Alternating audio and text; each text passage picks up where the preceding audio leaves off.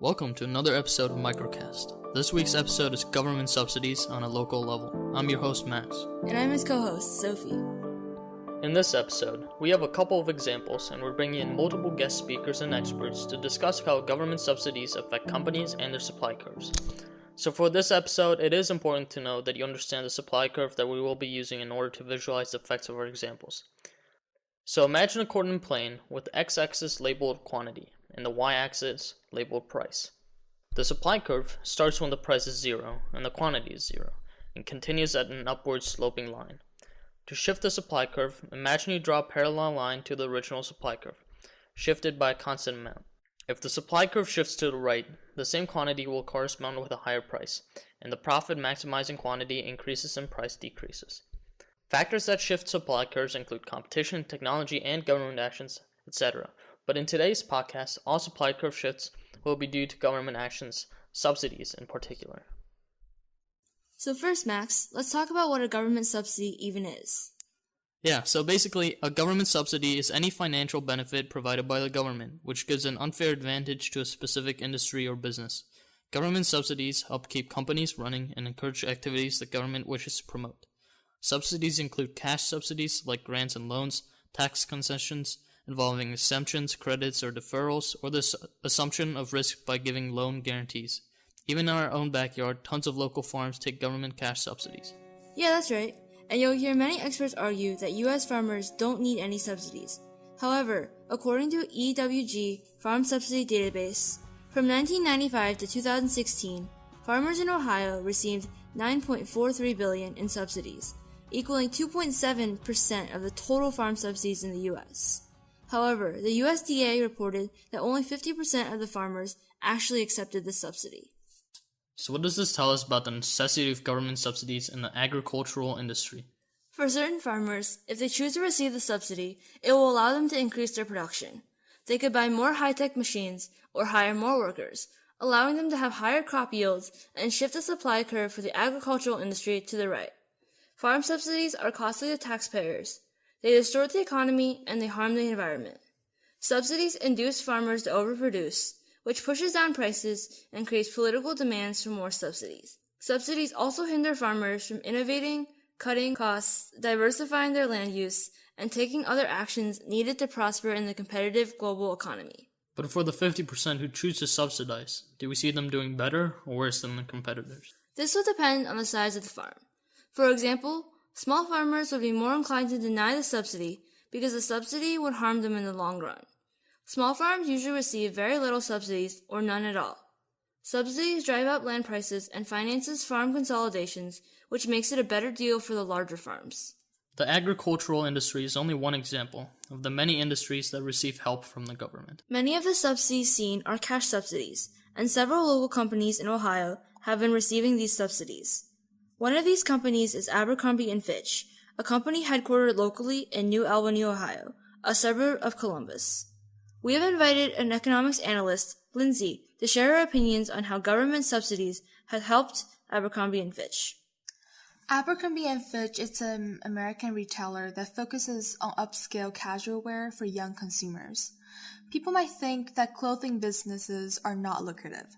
But in reality, Abercrombie and its associated brands were subsidized by the government from 1999 through 2013, with more than $23 million. But what are the specific effects of these government subsidies on Abercrombie & Fitch?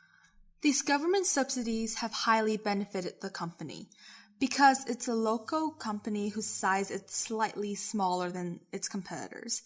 And because it has a smaller size and a lower popularity among the consumers, it will be more difficult for it to attract consumers, and therefore, its input costs will be much higher compared to its competitors. Since it is not as popular, the company would need to bring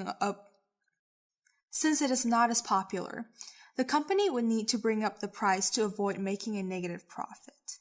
But the high prices would push customers away and result in a greater loss, right? Yeah, right. That's also why the government subsidies are important. With government's help, the company will be able to bring down its input costs and therefore would able to keep its price down. As the input cost decreases, the company will be able to output more with the same amount of input costs, in which shift its supply curve to the right, increase the quantity, and lower the price. And lower price would attract more customers and hence bring the company more profit. Unlike the bigger companies that earn huge profits, Abercrombie needs the government subsidies. Government funding would give the company an advantage in the competition, and without government support, it would be really difficult for it to compete with other companies. So for our second example of local government subsidies, we've invited another economic analyst. Jennifer, talk about nuclear power subsidies. So, a new bill in Ohio for nuclear power subsidies has been introduced in the State House, and its purpose is to aid two economically struggling first-energy nuclear power plants. The bill, House Bill 381, proposes a zero-emission nuclear resource, or ZEN for short, program that would support two of First Energy's nuclear power plants, its North Perry plant and its Oak Harbor plant. These two nuclear power plants are struggling to compete with the cheaper option of natural gas. So, how would House Bill 381 specifically help these two nuclear power plants? House Bill 381 would set the cost of nuclear power for residential customers at the low price of $2.50.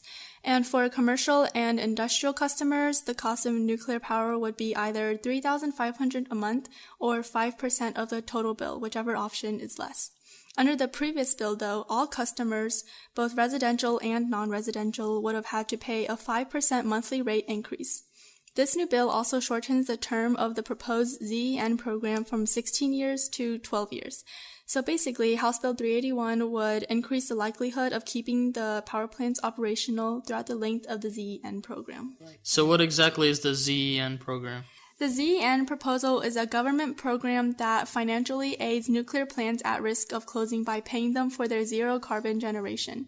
This program is obviously great for the two local nuclear power plants I mentioned earlier, but its opponents argue that ZENs force consumers to help fund aging and uneconomic nuclear power plants.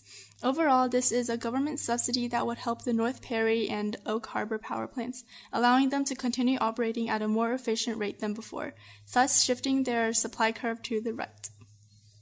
Both Abercrombie & Fitch and First Energy's nuclear power plants are benefited by the financial aid they receive, showing how government subsidies help various industries like the retail industry and the energy industry.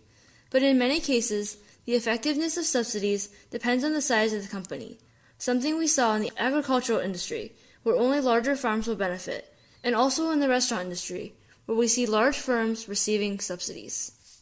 Huge restaurant chains like McDonald's are able to gain tax benefits by finding tax loopholes in order to pay less corporate tax bills, allowing them to gain more profit every year, and are also actively campaigning against the federal minimum wage. But on the other hand, many local companies still operate family-run and do not receive government help. However, we asked one of these local companies if they had received help, if things would be very different. Wenhan Zhu's family owns and runs Uncle Yip's, a Chinese restaurant in Cincinnati, Ohio, and he's on the phone to talk about government subsidies. So we asked him if he thought it would help his company if he received a government subsidy. If the government gives us subsidy, and we could use that subsidy to do more advertise, and we can use those to buy more new machines, so we can save some money to hire worker, because pretty sure the new machine will save some time, so we don't have to hire people to do the part of the job. So we have better efficiency, and we can use that.